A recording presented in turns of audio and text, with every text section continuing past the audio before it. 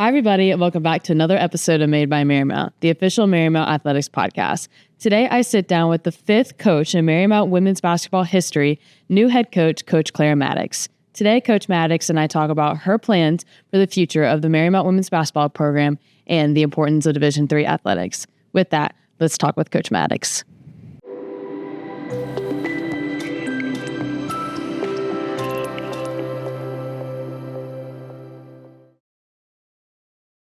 Hi, everybody, and welcome back to another episode of Made by Marymount, the official Marymount Athletics podcast. Today, I'm joined by new head women's basketball coach, Coach Mattox. Coach Mattox, how are you doing today? I'm great. I appreciate you guys having me on and just excited. Yeah, I'm excited to chat with you today. A lot of history with Marymount women's basketball. We're going to dive into that a little bit later on, but we're going to talk about you for a little bit here to get us started.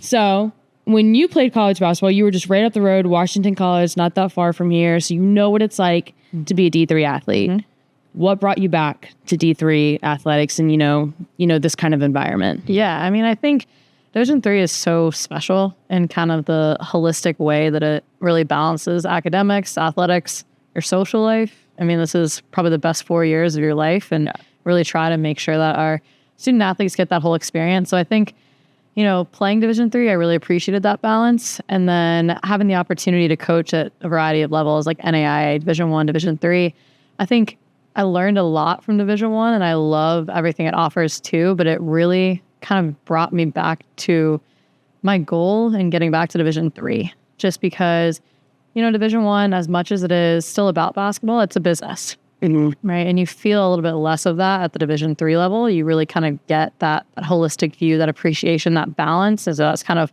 why I wanted to come to this level.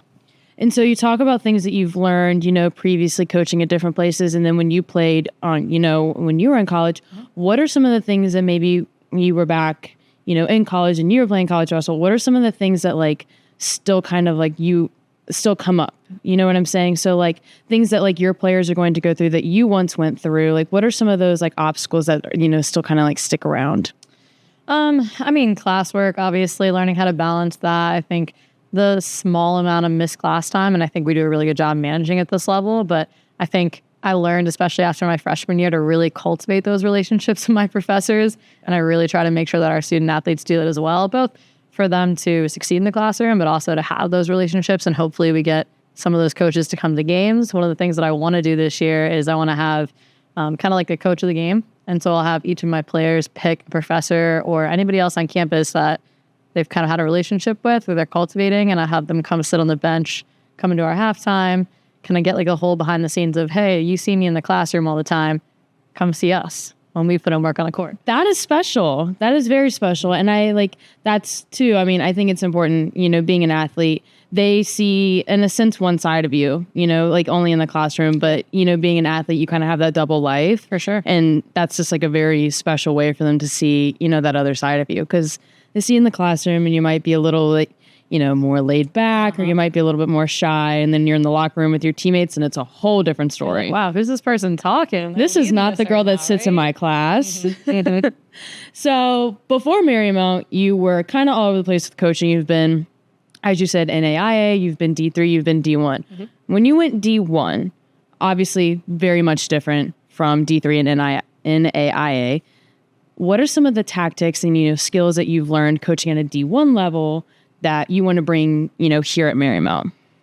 I think, you know, it's kind of the standard, right? Like, I think that Division I can get kind of sometimes a bad rep for, you know, it like I said it's a business. It is a business, right? We're very aware of that.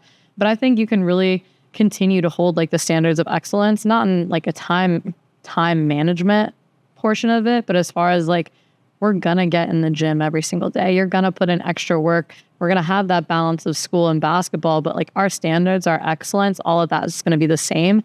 And I think it's something that I'm really excited to kind of shift and bring down to this level. I think I've talked to some other coaches who have transitioned from Division I to Division III, and they've really talked to me about how you can still maintain that culture and that standard of this is where our work ethic's got to be. This is the time you're going to put in all of that stuff. Bring it to our level here and really show how that can really blossom in excellence and still have that holistic balance that I was talking about earlier on. So as I mention later or earlier on, Marymount women's basketball is historic here at Marymount. Mm-hmm. It is quite the legacy sport here. The program in itself, multiple conference championship, multiple NCAA appearances, the whole nine. It is the most successful program here at Marymount, and you are the 5th coach in history, which is crazy. Absolutely. What does that feel like coming into this role? Did you know that when you applied? I did. Okay. I did, really looking at kind of the numbers with Finney, with everybody, it's wild. Right. So, what are the emotions, when you think about that? Because I'm sure there's a lot, there's only been 4 prior to you and you've seen the success that they've had. Yep. What kind of emotions does that bring up? Yeah. It's absolutely a privilege. I grew up down the road, so I've always known Marymount women's basketball. I've known the success, and I think that history of excellence is really a privilege to be a part of. And I'm so excited to continue building on that legacy and really kind of putting my own twist to it, but just continuing that excellent foundation that they've built. And, I've already talked to so many alumni, and the buy-in, like that culture, that community aspect, that not only are they successful off the court and on the court, but they're still so supportive of this program. And to have that community and that family, it is a privilege to be a part of this. And I'm so excited to just continue growing it. And so being a new coach, you have your freshman players that are just coming in. They're just like you in their first year here at Marymount. And you have some that have been here and you know the ropes. And then you have your seniors who have been here and they're those leaders on the team. What has it been like, with these group of girls? You've only had a short amount of time at that, just right out about a month. But, what has that, transition been like, getting to know these girls? Yeah. Because I have the pleasure of knowing a lot of your players, and they are full of personality. They're a whole lot of fun. So I'm sure you've, enjoyed getting to know them. But, what has that transition been like? Because, everybody's at a different place in their life, right now. And you coming in, everybody's nervous. They're scared. We have a new coach. What do we do? What has that been like? It's been great so far. They've been super, super receptive of me and all the things that we're trying to do, which I've loved. And I think that one of the most important things I'm trying to do is get to know them as people. Like you said, everybody's in different parts of their lives, and that has little to do with basketball. Right? And a lot of my job has little to do with basketball, which is why I love it. But I think they've really bought in to what we're trying to do, and I'm really, really enjoying that piece of it. And what's interesting too is this team has virtually been the same for the past 3 years, right? They haven't lost a lot. So this is not only am I coming in brand new or bringing in 6 freshmen, all of that stuff, but their core from the previous 3 years had looked the same. So it is kind of a new landscape for everybody on the team, even those seniors moving into what will be this season. So their acceptance and their willingness and eagerness to learn and kind of grow in their new roles has been really fun to see so far. And so you talk about, in the last couple of years, this team losing is not something that they're really familiar with. Mm-hmm. How do you continue, that kind of mindset? You come in a new year and you're like, all right, that's obviously a goal. It's no team wants to lose. Nobody wants that. But obviously, that happens sometimes. And when you don't lose a lot as a team, how do you take those losses and not let them, kind of bring you down as a team? Obviously, what they might have done in the past is not what they'll do in the future, with how they deal with a loss. But what's your way of dealing with that and kind of taking that loss and being it's not the end of the world. Granted, we don't lose a lot, but we take this and we learn from it. Yeah, I think honing in on specific things, if we do happen to take a loss, is, really was it our offensive rebounding? Was it our assist turnover ratio? Were we pushing it a little bit too much in transition where we have to learn from it? And so I think as long as we can immediately, in the next two or three practices, really hone in and fix those things, it's ultimately going to make us a stronger and better team. So you guys will start in about 3 weeks. You have your first game, Elizabethtown, correct? Yep. So you guys have some time between then, but you have a very long season. I literally talked with Marcus Stubbs last week about this, and now I'm going to talk to a coach's perspective on it. You have a very long season. Mm-hmm. You're a lot like swimming in the way. We start early on and you go through 2 semesters, which makes it feel so long.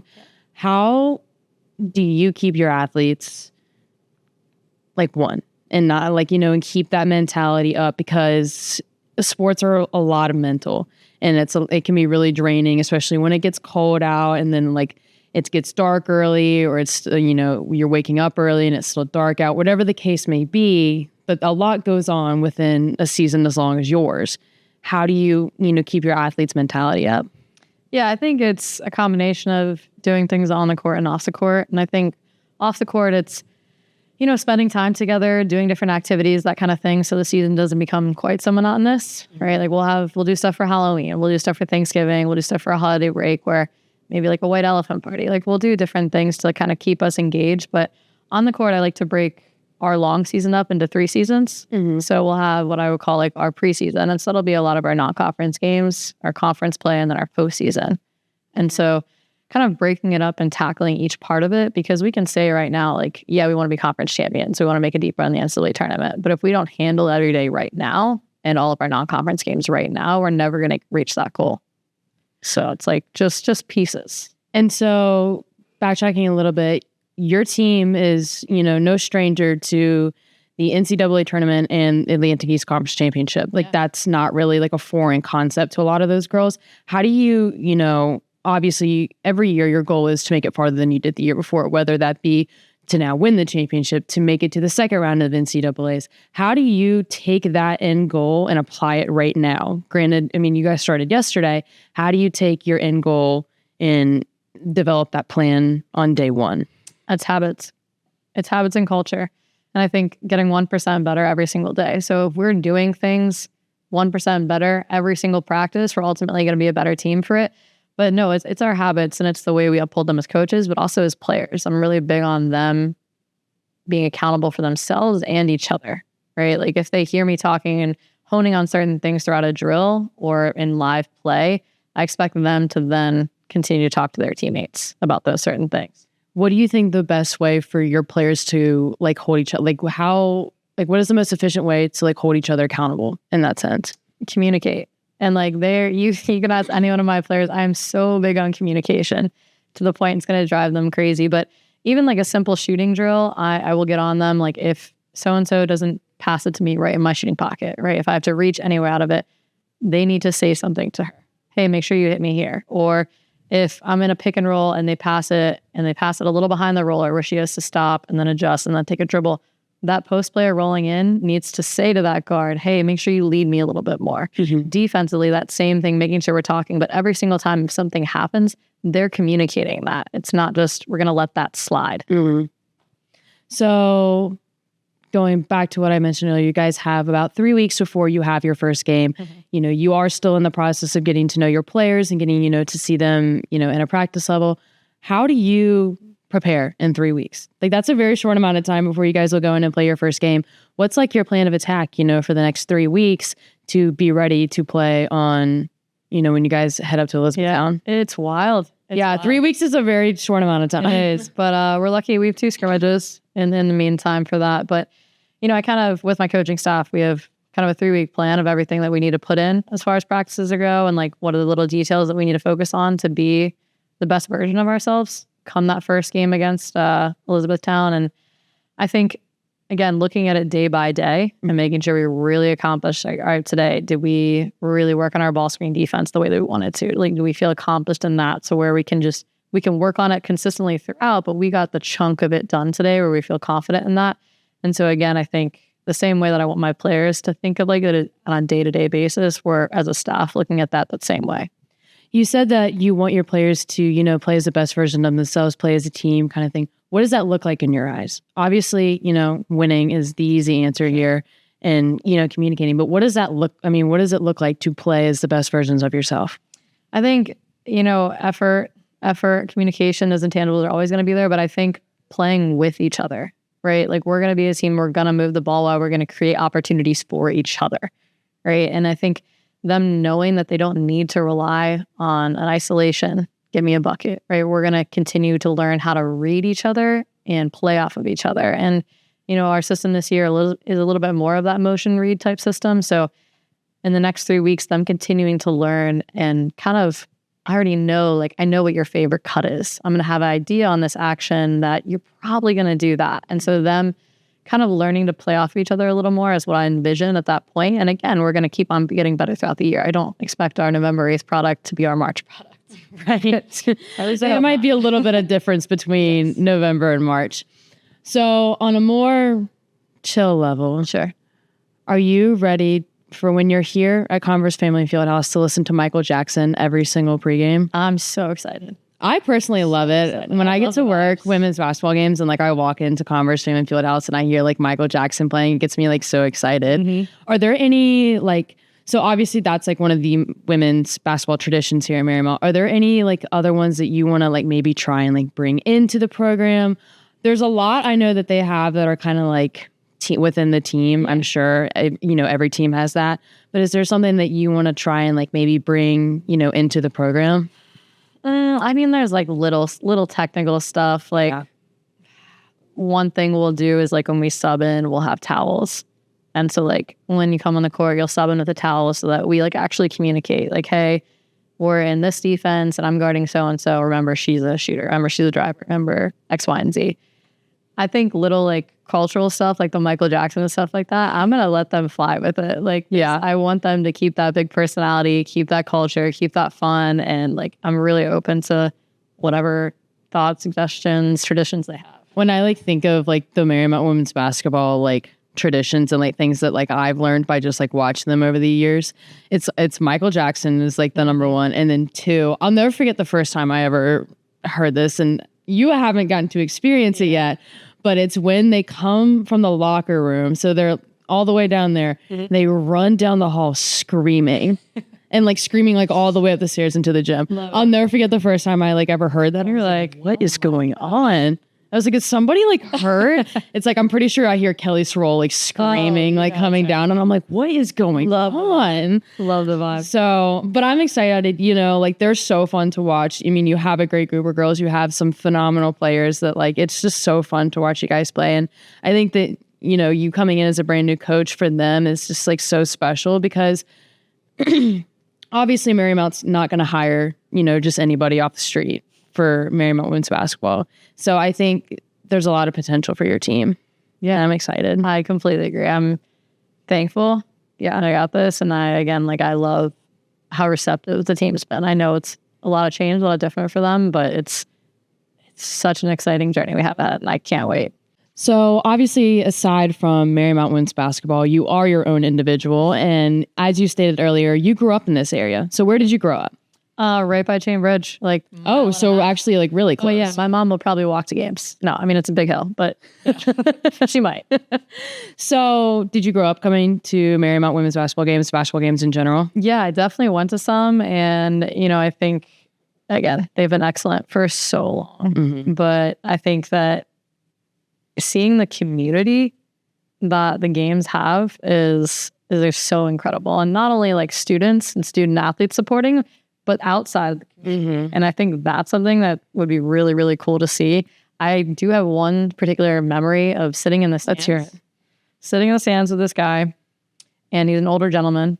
I still to this day don't know who he is, who he was, anything like that. It didn't seem like he was Marymount affiliated, but it was a close game, something at halftime. And the team came out and he turned around to the bleachers and like tried to get everybody up. He was like, yeah. And like, I mean, he must have been like 80, 85. Like he was in it. I was like, yes, sir. Like you are putting in work. Yeah. I love that. And I think that's important too, because being, a student here at Marymount, when I walk into the gym, I'm working a game, I'm looking around and I'm not only just seeing Marymount students, I'm seeing family members, I'm seeing outside community, I'm seeing a lot of the younger, generational basketball players, like, watching these like girls and guys, like, they want to grow up and be like that too. And so the community outside of like Marymount, the Arlington community in itself is so supportive, I think, of Marymount basketball in a whole, that it is so fun. Hopefully, maybe we'll have somebody like that come out this year. I need to find my guy that's like that. Yeah. Maybe he'll be there game one. We just have to find him. We got to break somebody underneath. They have it in them. We just got to break through the shell. We will. We'll bring it out. So you were a D3 athlete at one time. Yeah. So what is probably the like memory that sticks out to you the most about being a D3 athlete that maybe has impacted you, up to this point in your life? I'll say kind of the one that got me into coaching. And that's, I think I dealt with a personal family loss my freshman year, and it was my dad had been sick for a while. And I had my high school and AAU coach who was really supportive, and she was a big part of getting me through that. But he passed my freshman year, and I remember my coach was amazing at that time. And she really went out of her way to care for me as a person and make sure that like I was okay going through that. And I remember our whole staff showed up and our whole team showed up. And like we'd been teammates for maybe a month. Like it's not like we were besties forever. Like we were just brand new freshmen. There were 8 freshmen in my class. Like we were just getting to know each other, diving in, and they all showed up to his service. And I think that kind of ingrained in me how special like Division III, like a team community could be in helping you just through life.